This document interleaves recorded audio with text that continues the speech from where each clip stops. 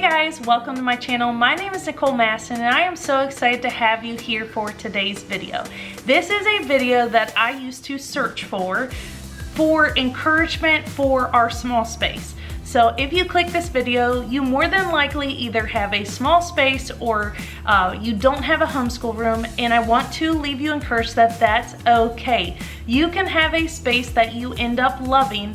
You just have to figure out a good system for your small space. So I hope that my tips today and some of my hacks will be helpful for you. And if you have any questions at all, I will be linking everything that I can in the description of this video, and then anything else, be sure to leave it in the comments and I will get back to you guys. Now, before I get started with today's video, I'd love to have you guys stick around.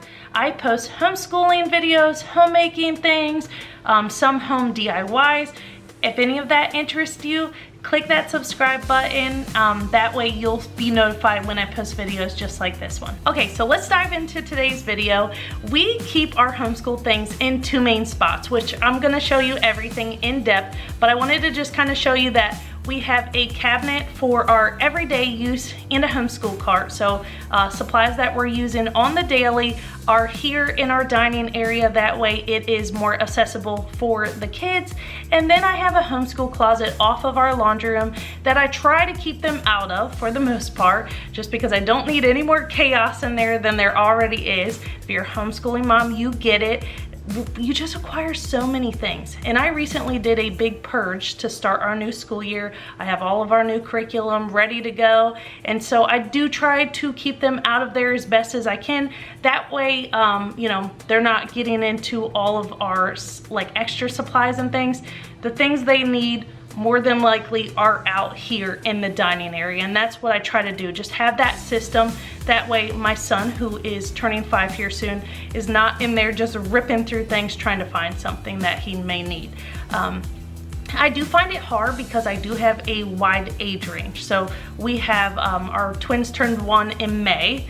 I have an almost 5-year-old and an almost 10-year-old. So I feel like I'm keeping a lot of things that I may have used for my oldest for the twins, and that just means I have such an overflow of supplies and I need a good way to organize it. So I hope that you know, if you're in that stage and you're like us where you just, you know, have multiple ages and you're having trouble organizing things, I hope this video is helpful for y'all. Okay, so here is our dining area and homeschool room in all its glory. I did try to make it aesthetically pleasing. I'm not one for the bright colors. Call me sad beige, but I do like it to kind of fit in our decor. So I did try to keep everything, you know, to match what I have already going on. So you may have seen, I did 2 other videos similar to this one, just as I update things, I did these videos. So originally I did not have shelves here. My husband put these shelves in after the first video I did because I wanted something to hold. And as you can see, like I said, now I'm homeschooling 2 children and we acquired more things. So we got a homeschool cart, and then he actually hung these shelves here for me for this school year along with the bookshelf. I wanted something to display books because we are very literature based type homeschooling. I wanted to be able to have our books there. So that's our layout. A lot of times we do breakfast here at the counter so the kids can grab their morning work, their morning menus while I'm cooking breakfast, and they're here while I'm in the kitchen. And then we gravitate to the dining area here for more of our lessons. Okay, so let's start here. This honestly holds a lot of electronics, and then I put my homeschooling planner and things up here. So this is more of my things, just so it's kind of out of the way. And then I love this picture schedule from Treehouse Schoolhouse. I do have a code and I will link everything in the description, but I love it because I can just, you know, the kids can see it, know what to expect, and I can change it as we change out our schedule. Here I just have some, you know, wooden manipulatives, our book stand, and things like that. Our cart here is all curriculum, so my kids know where their curriculum is, what they need to be grabbing, And I also have some of like my teacher guides or parent guides with those things. And then we have our just pens, pencils, some glue and scissors there, and then extra scrap paper here. This cart is super nice too, to be able to wheel it wherever we're at. So like I said, the kids in the morning, they sit here and eat breakfast. So a lot of times we can just kind of push these chairs over, bring the bin between them, and then it just makes it easy there so they can grab what they need. I also like it for the utensils and things. We just switched out where we're doing this on top. I used to have like the utensils on top, so you could do that as well if you didn't have like all the curriculum. So either way, these are really nice to store supplies and be able to move it wherever you're at. Okay, and this is probably my favorite purchase. Obviously it needs a new paint job. It's seen better days. The kids bang their chairs into it and everything else, but I purchased this off Marketplace and I just painted it, and I have loved using it for our homeschool things. So I have an overflow of supplies in here.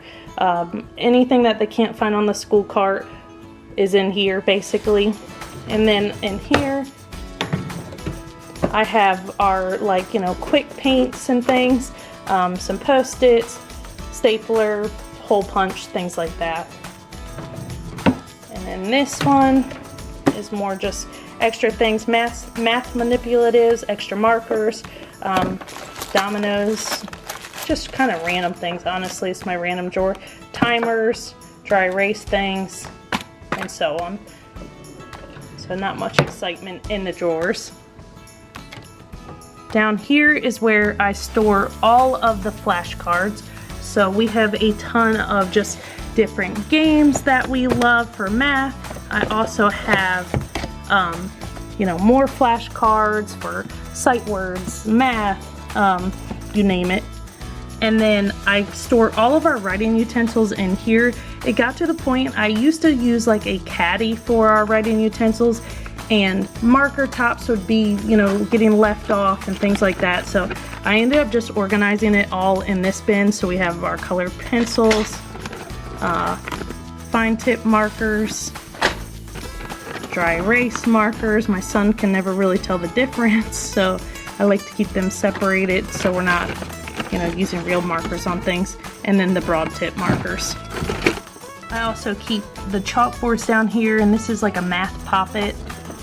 And then these are magnetic letters for our chalkboard, and then a children's encyclopedia there, or dictionary, for my daughter. Did I mention this is my favorite cabinet in the house? I have all of our books here that are leveled readers. So the kids each have bookcases in their closets with like their, just regular books. But these are our collection from The Good and the Beautiful, which we absolutely love because they are leveled readers.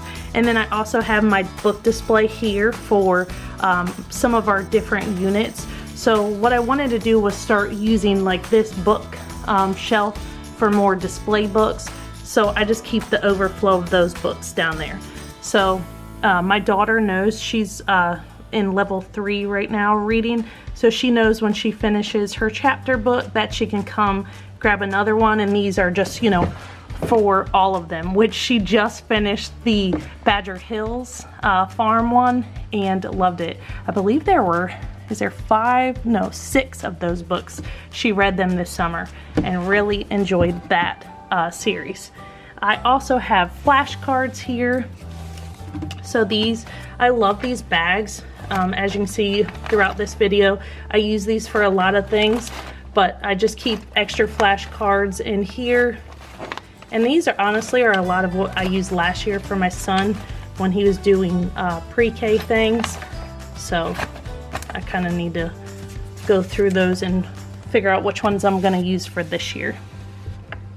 And then down here I have games, so Osmo, some puzzles, different spelling games and matching and all of the things, head to tail dinos, also some bracelet making just for some downtime, maybe like the handcrafts, and then like a is that a puzzle? Yep. And then this was something my son used for pre-K. It was part of his morning basket. It's just like classification by color.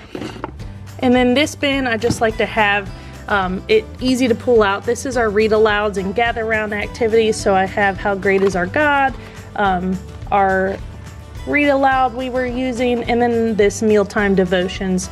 Sometimes we'll do like family supper on Sundays, and we'll use this along with doing our history.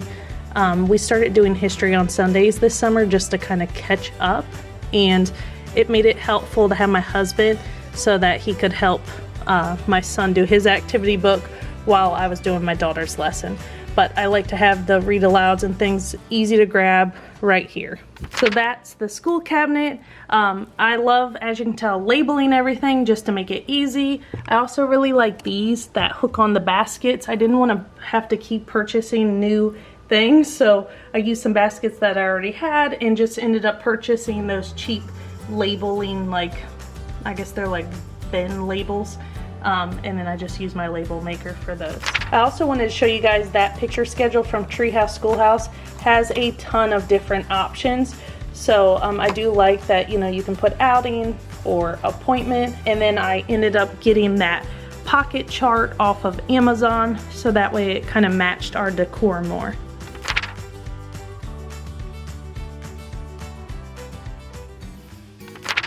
Okay, so let's head into the homeschool closet. Like I said, it is a closet off of our laundry room.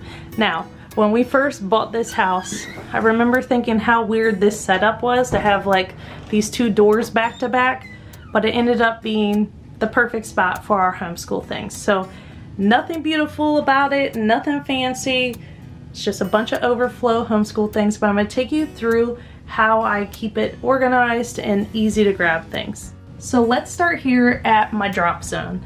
I like to have a designated drop zone for mail and the kids' work, because I'm not constantly filing things away, because our filing cabinet is in our closet and then the kids is up here and kind of hard to get to.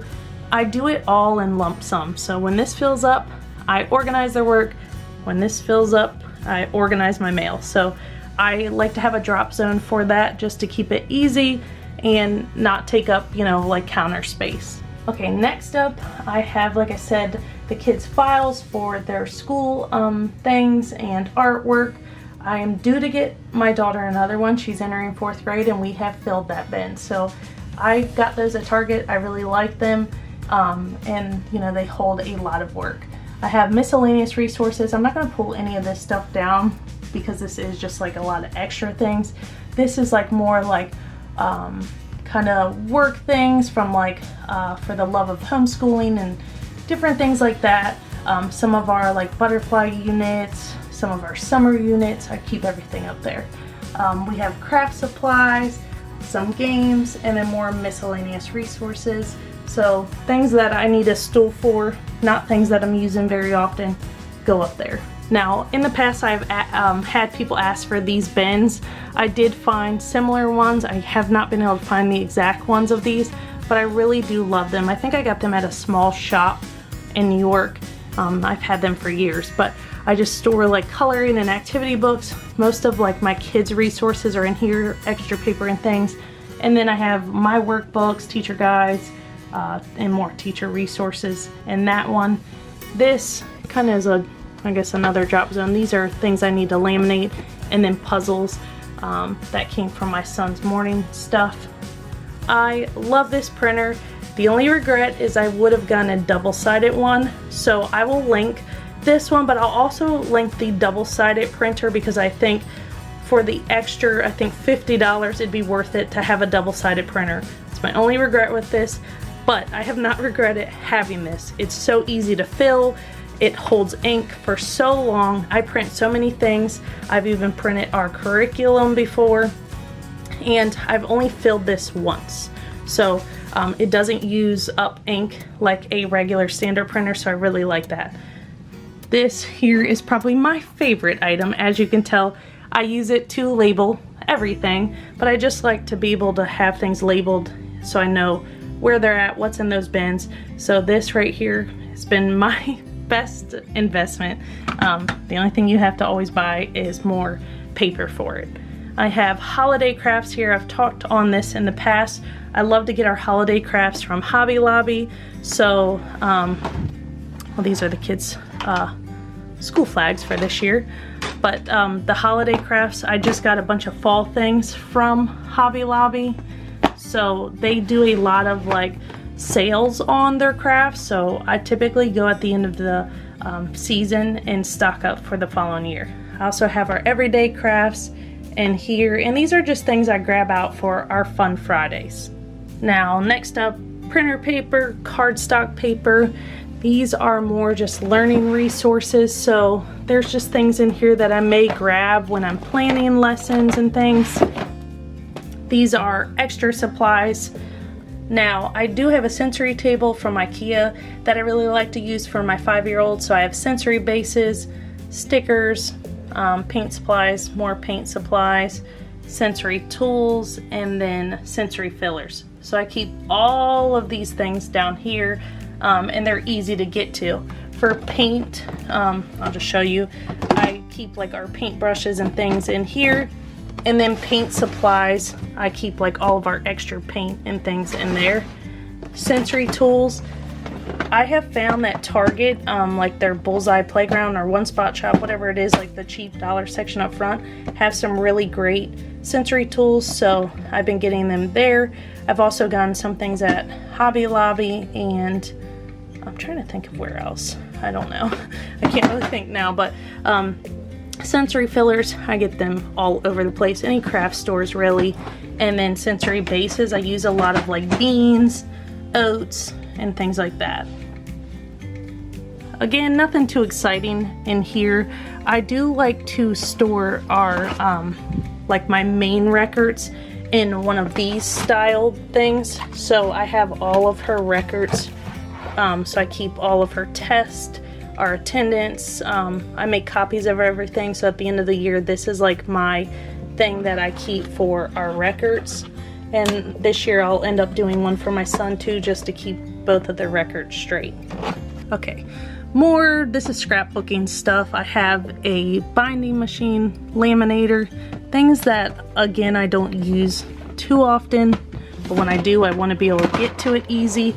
This, though, is great. So, if you don't have a ton of space to store things, I got this at a craft store, I believe Michael's, and it is perfect for holding craft supplies. So, this is a picture holder, but I use it for all of their craft supplies. So for instance, googly eyes. So you have here, and then you have all your googly eyes. So super easy to store craft supplies, easy to pull out and not have a big mess. I was thinking another great use of a bin like this, which I'd like to get another one, would be for flashcards. So when I was organizing our flashcards earlier this year, I told myself I was going to get one of these, and I haven't yet, but I don't get to Michael's too often. But when I do, I would like to do some flashcards in these. That way they're just easier to grab, and I can ditch all of the boxes, because trying to put cards back in boxes can be a pain. So I think I'd rather have them stored in something like this. Okay, next up, I like to store just various curriculum and things in binders. I also have a busy binder, so we use the Playful Pioneers for history before, so I like to have that. And Expectant Easter is from Treehouse Schoolhouse. That was a very fun Easter curriculum. And then I keep all of my daughters, which eventually I will for my son too, all of their workbooks and things from years past. Butterfly Garden, Nativity, gingerbread thing that we never did this year but plan to do next year. And then my favorite part, all the curriculum. So I like to organize all of this and have everything labeled, so I have all of the good and the beautiful science for little hearts and hands, and then more science and electives. I also have my son's kindergarten curriculum in here and my daughter's 4th grade curriculum ready for this coming school year. And then extra overflow things, so more books for our book display, more books, and then math boxes, and then our new tradition craft sets. And then up here I have, these are like completed kids crafts that won't fit in their file bin, so I just keep those up there. Visual resources, holiday cards, subscription boxes we've gotten from like KiwiCo, and I can't really see that one. Is that? That's the Mark Rober subscription box.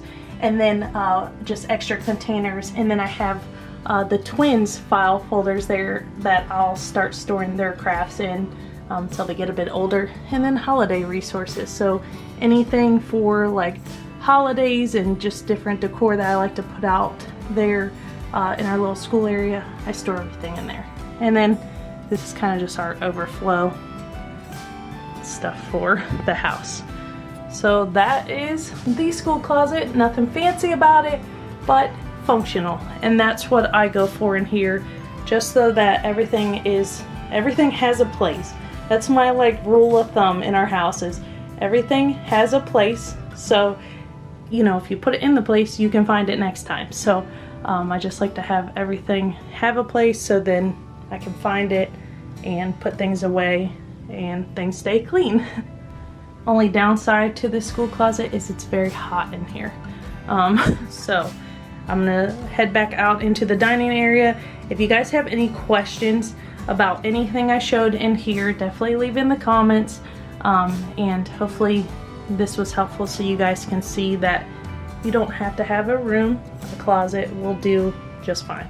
Okay, now back out here in the dining room, I want to leave you with the encouragement that even without that dedicated homeschool room, you can still make your space functional and beautiful just by using that daily cabinet for your daily materials, using things like a cart, that way your kids can get to their resources easily, and then it just makes days easier for everyone when everything's organized and visible and accessible for everyone. So I hope that's encouraging, so you guys can set up your space how you want it.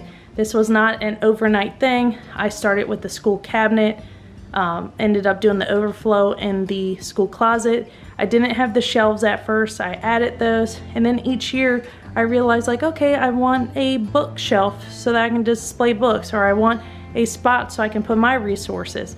These are things that over time, as we've homeschooled in this area, I've decided, like, hey, I'd like to have something like this. We added the school cart, you know, just various things. So it's not going to be an overnight thing, but just find what fits you and works best for you and your kids, and you know, what fills your cup and makes you happy with your space. Okay, so that concludes today's video. I want to thank you guys so much for taking the time to watch it. I hope you guys have some fresh new ideas for your space. And if you like this tour, be sure to give it a thumbs up and click that subscribe button if you'd like more videos like this one. All right, guys, I hope you all have a great school year, and I'll see you in the next video. Bye, guys.